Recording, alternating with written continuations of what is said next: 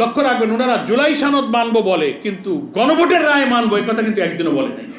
বলেছে বলে গণভোটকে আর জুলাই সনদকে ওনারা আলাদা করে জাতিকে বিভ্রান্তির ধোঁয়াশার মধ্যে ফেলে দিয়েছে। বিএনপির নোট অফ ডিসেন্ট গণভোটে 5 কোটি মানুষ খারিজ করে দিয়েছে। আপনাদের নোট অফ ডিসেন্ট আমরা মানি না। পার্লামেন্টের সেশন চলছে, একটা সেশন শেষ হয়েছে। আমাদের বিরোধী দলীয় নেতা জামাত ইসলামের সম্মানিত আমির ডক্টর শফিকুর রহমান কার্যপ্রণালী বিধির 68 বিধিতে মুলতবি প্রস্তাব দিয়ে এটা পরিষ্কার উল্লেখ করেছে যে এখনো সময় আছে, পার্লামেন্টে আপনি সংবিধান সংস্কার পরিষদের সেই বৈঠক ডাকুন। আমরা যে 84টি বিষয়ে একমত হয়েছি, বিএনপি 10-12টা বিষয় নোট অফ ডিসেন্ট দিয়েছে। মেজর জুডিশিয়াল এবং কনস্টিটিউশনাল রিফর্মের উপর তারা নোট অফ ডিসেন্ট দিয়েছে, যেগুলো না মানলে এ সংস্কার একেবারে ইম্যাটেরিয়াল হয়ে যাবে। ওইগুলো বাদ দিয়ে তারা সনদ মানেন। আর আমরা বলেছি, জাতি বলছে 70% ভোটার হাতে ভোট দিয়ে হায় জয়যুক্ত করে প্রায় 5 কোটি মানুষ 84 সংস্কার প্রস্তাবকে মেনে নিয়েছে। গণভোটের 4টি প্রশ্নের উত্তরে হা বলেছে।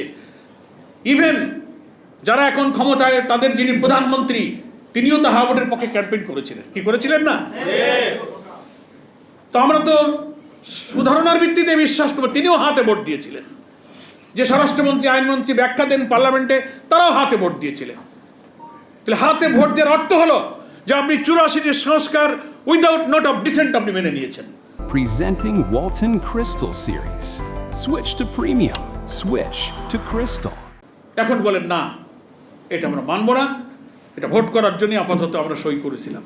এটা কি কোনো দায়িত্বশীল, সৎ, সিনসিয়ার পলিটিক্যাল পার্টির কোনো বক্তব্য হতে পারে? পার্লামেন্টের মতো জায়গায় জাতি সাক্ষী হয়ে গেছে যে দেশের প্রধান দল যদি জাতির কাছে দেওয়া অঙ্গীকার না মানেন, ওয়াদা রক্ষা না করেন, এই দ্বিচারিতা যারা করে তাদের কাছে কোনো সংস্কার আশা করা যায় না। তারা তাদের দলের স্বার্থে, দলীয় উদ্দেশ্য হাসিলের জন্য এই সব রাজনীতির মারপ্যাচ, শুভঙ্করের ফাঁকিগুলো জাতির সামনে দিয়ে যাচ্ছেন। তবুও যেহেতু আজকে প্রসঙ্গটা হলো তথ্য সম্প্রচার, জাতির রাজনৈতিক সংস্কার হয়নি, জুডিশিয়াল রিফর্ম হয়নি, অ্যান্টি কারাপশন কমিশন বলেন, আপনি পাবলিক সার্ভিস কমিশন বলেন, সমস্ত কনস্টিটিউশনাল পোস্টের সংবিধানের সংস্কারের প্রস্তাব ছিল, একটাও মানা হয় নাই। আর যেসব নোট অফ ডিসেন্ট বিএনপির আছে, জাতিকে বোকা বানানোর জন্য দেখেন না, সুন্দর করে বলেন, ওই ঐক্যমত্য কমিশনের লাল বইটা হাতে থাকে পার্লামেন্টে, বলে আমরা জুলাই সনদের সব অক্ষরে অক্ষরে মানবো। কি বলে না? মানুষ মনে কি রে, এরা কয় মানবো, আবার বিরোধী দল কয় মানো না।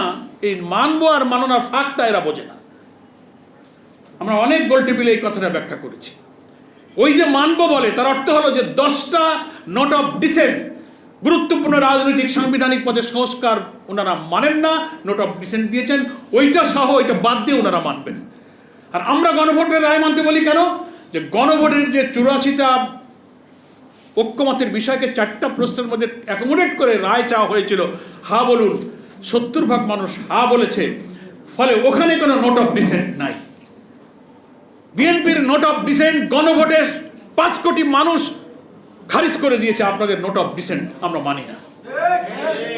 তাহলে জুলাই সনদ মানি, এর অর্থ হলো আমাদের ওই মৌলিক 10টা বাদ দিয়ে মানি। আর গণভোটের রায় মানার অর্থ হলো নোট অফ ডিসেন্ট বাদ দিয়ে পুরো সংস্কারকে মানতে হবে। এই সংস্কারের পক্ষে হাতে ভোট যদি প্রধানমন্ত্রী দেন, তার অর্থ হল উনি তো মেনে নিয়েছেন, আবার এখন কেন না বলছেন? একটা দেশের হেড অফ দ্য গভর্নমেন্টের যদি এই চরিত্র হয় যে কথা একবার বলে আবার উল্টে দেয়া, তার কাছে জাতি কি আশা করবে?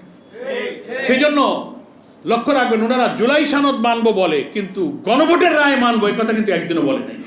বলেছে বলে গণভোটকে আর জুলাই সনদকে ওনারা আলাদা করে জাতিকে বিভ্রান্তির ধোঁয়াশার মধ্যে ফেলে দিয়েছে। আমরা বলতে চাই, গণভোটের রায়কে মানতে হবে, অক্ষরে অক্ষরে মানেন। কারণ আপনাদের এই গণভোটের রায়ের মধ্য দিয়ে ক্ষমতাসীন দলের গুরুত্বপূর্ণ সব নোট অফ ডিসেন্টকে জনগণ খারিজ করে দিয়েছে।